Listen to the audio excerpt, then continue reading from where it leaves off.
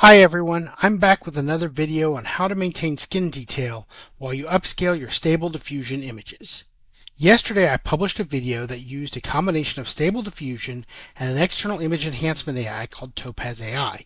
Many of you reached out though and asked me how to do it without the external tool. So today I'm going to show you how you can get nearly as good a result without using any of the paid third-party tools.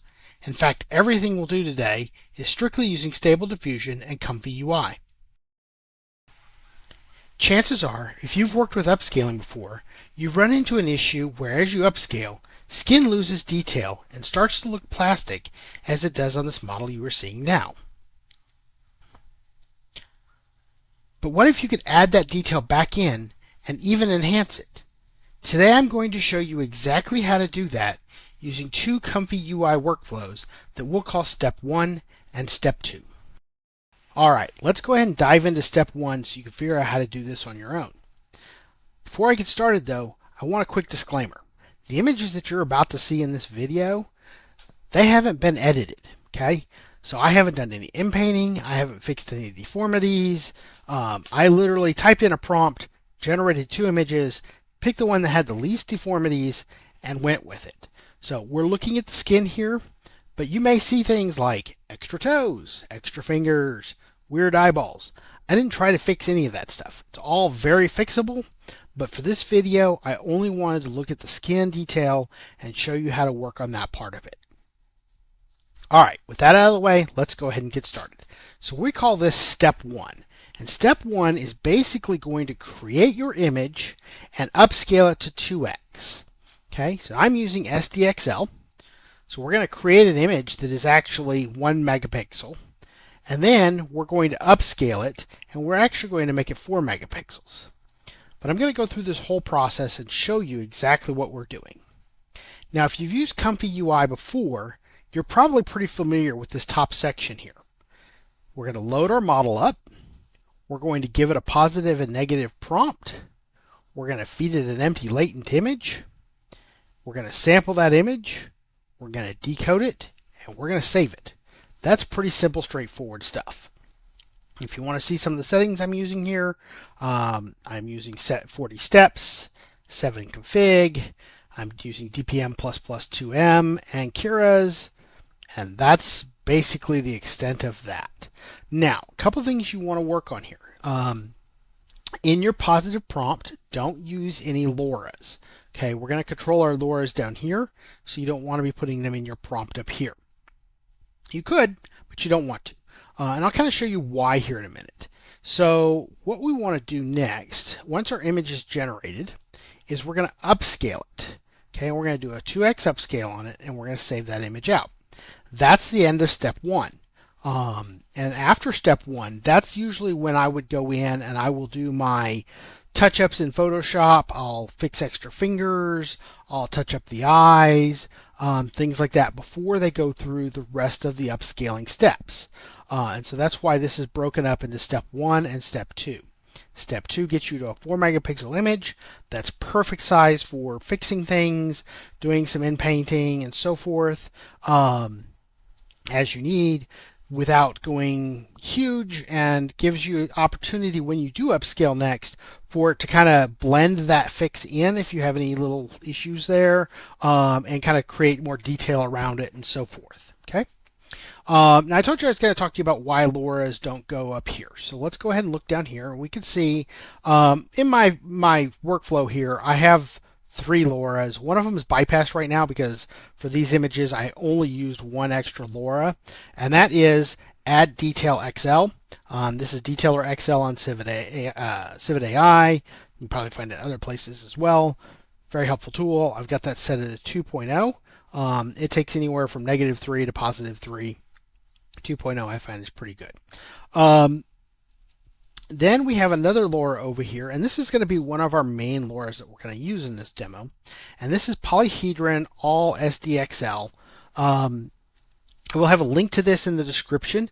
This is on Civet AI. He's got this one up there with 4 epics, and then on his Patreon, he has this version that I'm using, which has 10 epics of training.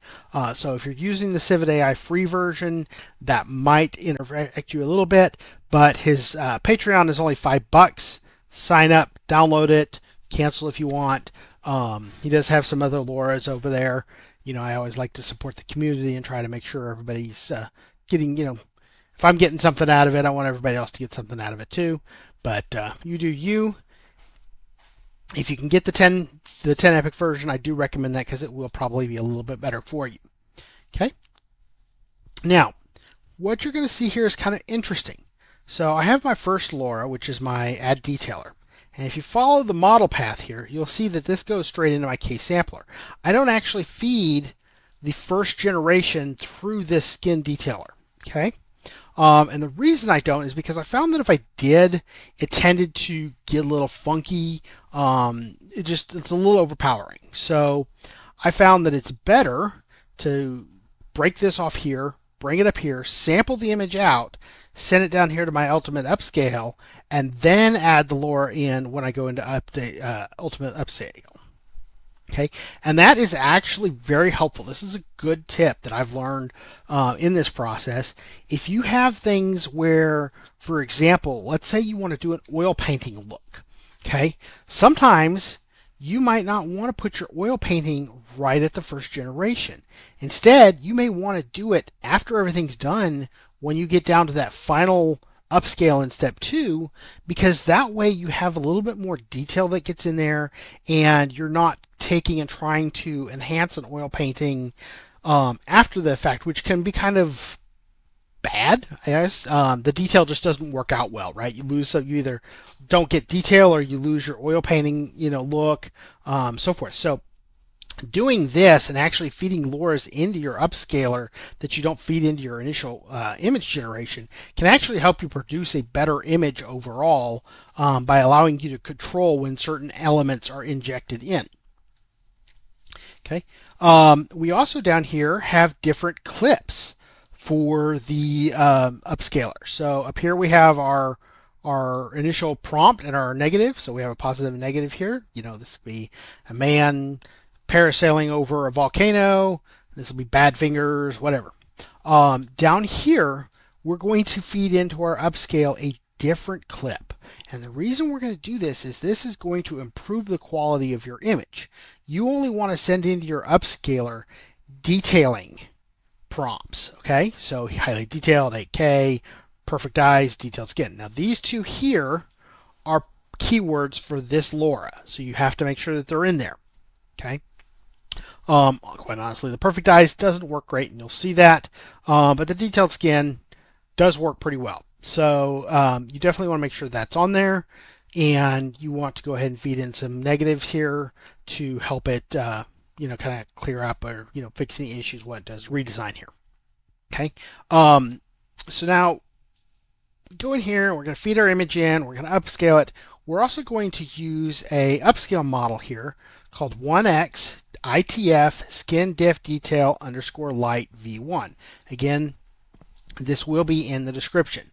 And this one is going to combine with this one to give you perfect skin. So this Lora is going to add in things like a little bit of acne scarring maybe, some freckles, things like that. This one is going to add an overall texture to the skin that kind of just gives it a little bit of that normal skin texture with the pores and all. Okay.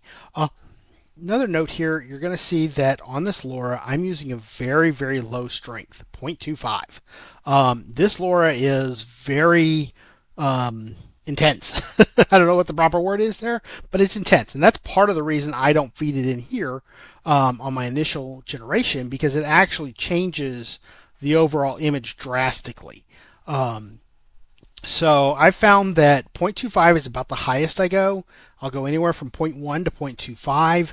Works out great. 0.25 if I've got something where it had no detail to begin with. If I've got a lot of detail to begin with, then I might scale it down a little bit so it just doesn't add too much. Or if I think that maybe it's going a little overboard, I can scale it down. But if you go over 0.25, you're going to start to see a lot of weirdness. You'll get some crater-sized acne scars, things like that you don't want.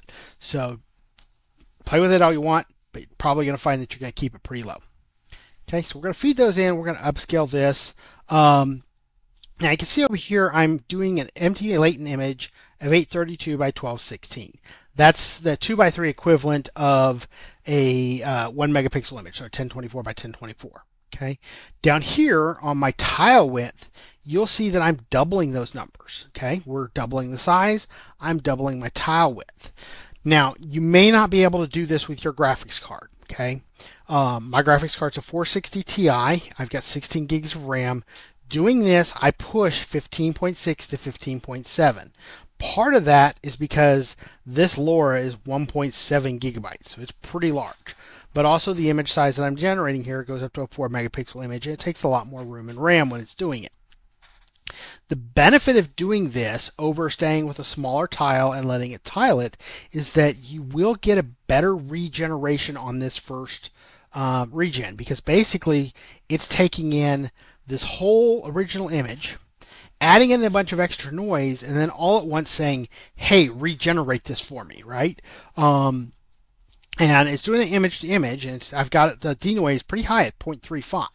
You're still going to end up with a very, very similar image. I don't expect you to lose much. I usually don't lose any kind of original detail. Maybe a little tiny bit, but overall 0.35 seems to work pretty well for this initial upscale. You can play with that if you need to. Go for it. Sometimes you might say, hey, that didn't work out for me. Sometimes you might even want to increase it. I've gone as high as 0.5. 0.35 seems to be the sweet spot for me. This just tends to give a much better upscale on this first upscale, adding and clarifying details if you can do this tile width where it matches the output size. Now, obviously, as you get larger and larger, you're not going to be able to match your tile width to your output size. It will tile, but this first one, if at all possible, if you've got the RAM, go for it. Okay, and then we can look at mode. Right now I'm using chess. I don't have any seam fix on here. Sometimes, if you're really unlucky, your seam might end up right in the wrong spot, and that could cause some kind of weird artifacting or deformities. For example, in one of the images that I have in this video, the nose ended up being right on the seam. And what happened then was one side of the nose was on one side of the seam, the other side was on the other side, and it ended up giving me 3 nostrils on one side. So in that case, I changed my mode to linear, and I put a half tile seam fix in here. Takes a little bit longer. And this is actually on step 2, because step 1 it doesn't matter. I'm able to generate, but and that actually moved my seam line enough that I didn't have that problem. So I could have brought that up in the next part, but I guess I went ahead and brought that up now, so you'll know. And didn't hurt anything, right? Okay. So that's basically our process. We're going to create the image. We're going to save it, and we just save it out there so that I have something to look at. I can compare the two. Quite often, if I'm running something I know, I don't need this, then I'll just disable this or bypass it. But sometimes I also want to see, the progress and see what's coming out, what's going in, what's coming out, so I can adjust my settings a little bit better, right? Gives me some ideas there. So that's our first step 1. We're going to go in, we're going to create the image, we're going to upscale it to a 4 megapixel image, and then we're going to go to step 2. Now, usually what I do is between step 1 and step 2 is when I do any kind of touch-ups that I need to do. So any kind of in-painting, any kind of fixes that I do in Photoshop, so on and so forth. I tend to do those between these 2 steps because that seems to be the best place to do them. If you do them now, then what's going to happen is any kind of little funkiness that you have, or maybe it doesn't quite match, so on and so forth, will typically go away as it upscales further, and it kind of does that denoise over and over. It's going to fix some of those issues and kind of blend them in a little bit better. So this doing it now, right after you get done with this first upscale, tends to be the perfect time to do it and give you the best end result overall. All right, so let's go ahead and talk about step 2. All right, so here's what we call step 2. And step 2 is basically just a continuation of our upscaling process, where it goes through multiple phases of upscaling. you're going to notice that this is virtually the same as step 1. The biggest difference is that the image generation steps we had up here at the top have all been replaced with load image. And load image is going to be pointed at the image that came out of our SD upscale in our first step. And we're just going to load that up. You can see that here. And then we're going to pass that straight into the Ultimate SD upscale instead of taking that off of a generation path. Okay, so we still have our load checkpoint over here. We still have our Loras. And actually, this one is a little high. That needs to be about 25. There you go. Sometimes you can go higher if you really, really need it. But I really don't, unless, most of the time it's not needed. Sometimes the times when I do need it most are typically when I'm dealing with darker skin. Sometimes it'll need it then, but for the most part, again, 0.25 is really about as high as you want to go. Okay, so let's go ahead and look in here just a little bit and see what we're doing. We've still got our clips here, which are just giving our details. We are loading a VAE here that we're going to feed into our upscalers. And something I didn't mention in the first video that I should mention, or not the first video, but the first step, is that we're not pulling the VAE off the model and feeding it into the upscalers. And the reason that we're doing a separate load here is because it won't actually pull the VAE off the model into the upscalers. You can use this for your image generation, but after that, once it goes in the SD upscale, you have to load a model separately. If you don't, what you're going to see happen is that your image is going to come out kind of faded and like missing contrast. And that's actually because it doesn't have that VAE flowing in. For whatever reason, at least right now, the VAE that might be included in your model doesn't flow into your SD upscale properly. Okay, so thanks for the person who helped me out with that. I don't remember who you were. Somebody on Reddit gave me that suggestion, but that fixed a lot of problems for me. And so let's go ahead and look here. This first upscale, we're going to use an upscale model of 4x ultra sharp. And you can see here, I've actually got a few different models, but and play around with them, to see what works best for you. For me, for realistic things, I've found that the 4x ultra sharp works best. Sometimes if you're working with 3D or you're working with anime, the ESR, GAN, ERSGAN, whatever, sometimes works pretty well. But we aren't using our skin upscaler here, the X1 ITF skin diff detail. So instead, we're trying to sharpen up the model. So what's going to happen is that as this goes through the upscale process, it kind of loses a little bit of its sharpness. And so we want to try and get some of that back in there. And that's why we're going to use this 4x ultra sharp. It's going to go in, it's going to generate, it's going to kind of resharpen the image just a little bit. And that really helps to, as we go into our final upscale here, to bring that image together and give it a little bit better high end quality. Okay. So we're going to do a 2x upscale. Everything over here is set exactly the same as on the first one. We're using the chess, DPM++ at 2M. Everything is basically exactly the same here.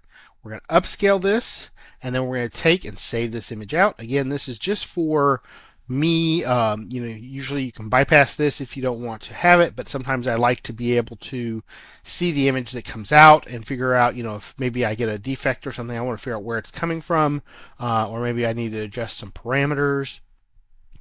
So that just kind of gives me the option to see those and kind of adjust those. And then we're going to go into this last upscale here, and this is one where we are going to use the upscale model of the X1 ITF skin diff detail here. And that's just going to put in a little bit of texture back into our skin. We sharpen it up. Now we're going to put a little bit of texture back into it, and then we're going to spit that out. So it's really all duplication of the very first steps upscale process it's just going to do it 2 more times.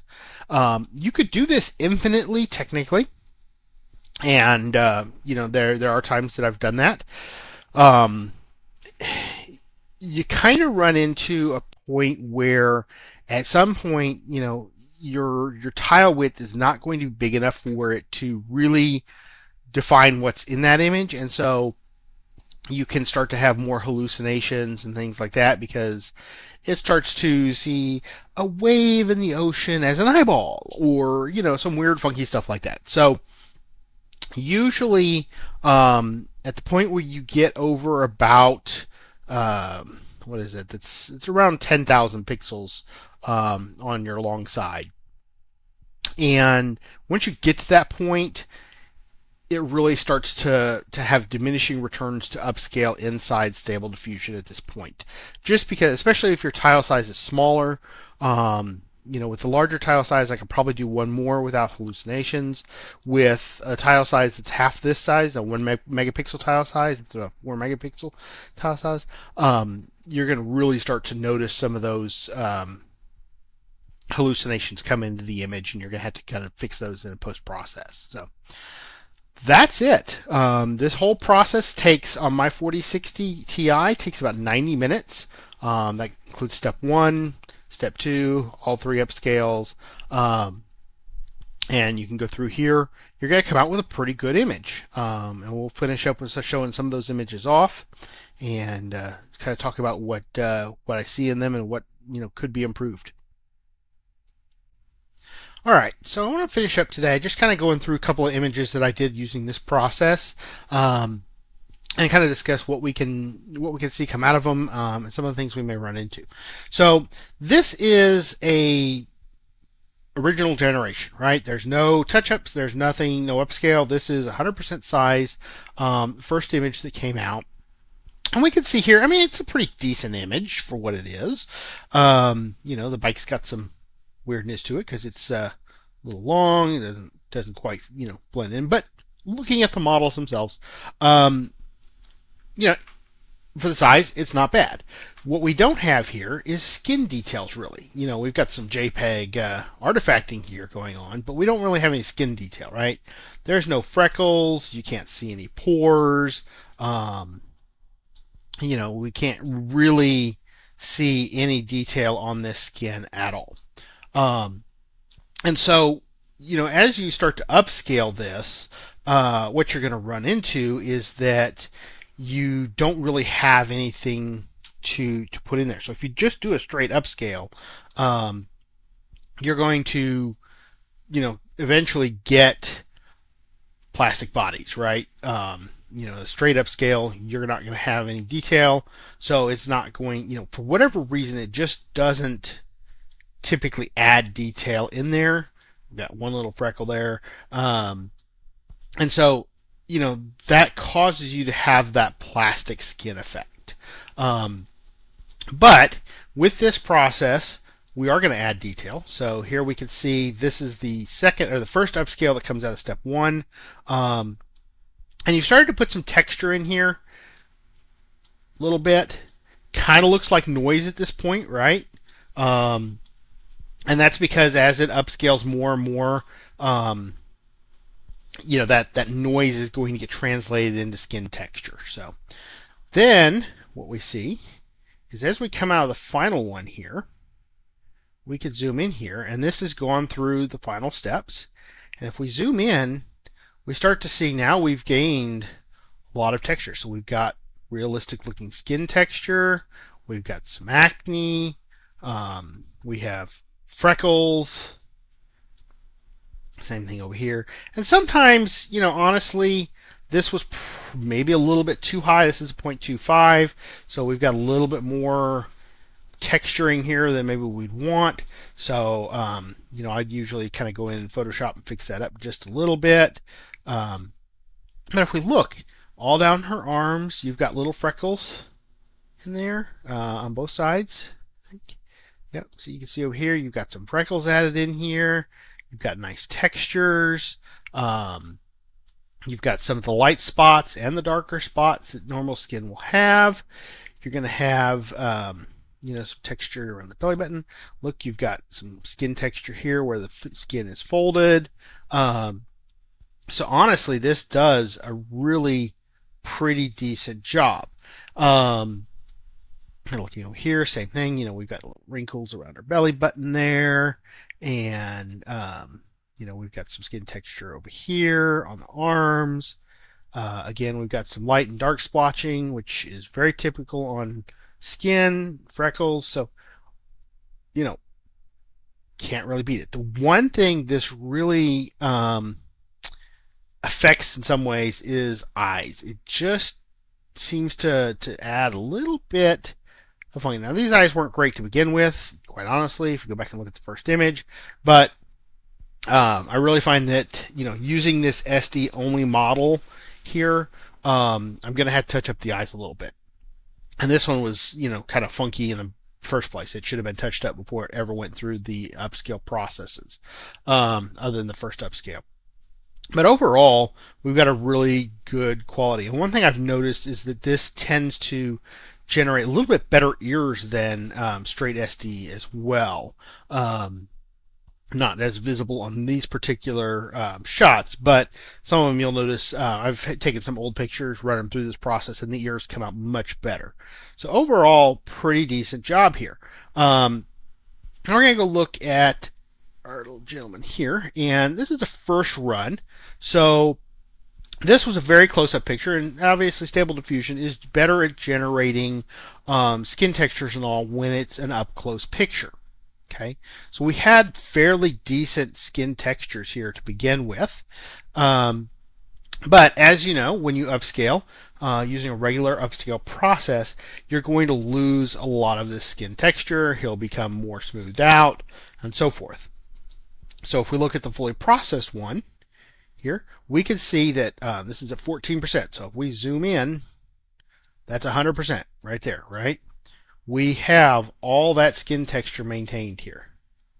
All of it is still in there. We've added some in, so everything there is still very much intact as far as the skin texture. But you can see, again, the eyeballs have gotten a little funky there. And that is one downside of this process when you don't use an external upscaler. So in my other video that I did, you'll see that in between step 1 and step 2, I do one extra upscale, and I do that using Topaz AI, and I found that's really particularly good at fixing hair and eyes in its sharpening process and its upscaling process. And because of that, this will come out with a lot better quality around the eyes and the hair, especially like, the mustache down here, which is kind of funky from Stable Diffusion. But if you can do that, great. There are also a number, I use Topaz AI just because I have it. I bought it on discount, got the year for like $100. It's great. Used it for a bunch of family photos and things like that. But there are a number of free tools online that do a fairly decent job and allow you, 20 generations per or 20 upscales per day, things like that. So unless you're doing a lot of volume with it, you don't necessarily need to go out and buy Topaz AI to get the greatest, greatest results here. Instead, just take between step 1 and step 2, run it through a 2x upscale on some of the free AI ones. You might find that the details are greatly enhanced and that you're going to get, some of that extra sharpness out. And that will really help your quality a little bit. But as you can see, overall skin texture comes out of this great. If you wanted on your last step, you could do some in-painting on the eyeballs and get those fixed up. So there's a lot of options there for you to clean this up as well. But the great thing is that infinite upscale with skin textures, and you get to keep a lot of that detail in there. And it really looks great. And I have printed some of these out up to a 24 by 36 inch poster, and they look fantastic. So, all right, guys, that's the end of this video. If you have any thoughts or questions, please let me know. As always, if you See anything I'm doing wrong, please share it and let me share that with the community. I'm in this to help everybody. I don't post these videos for any kind of revenue or anything like that. So just really, trying to learn this myself and share what I learn as I go. Talk to you guys later.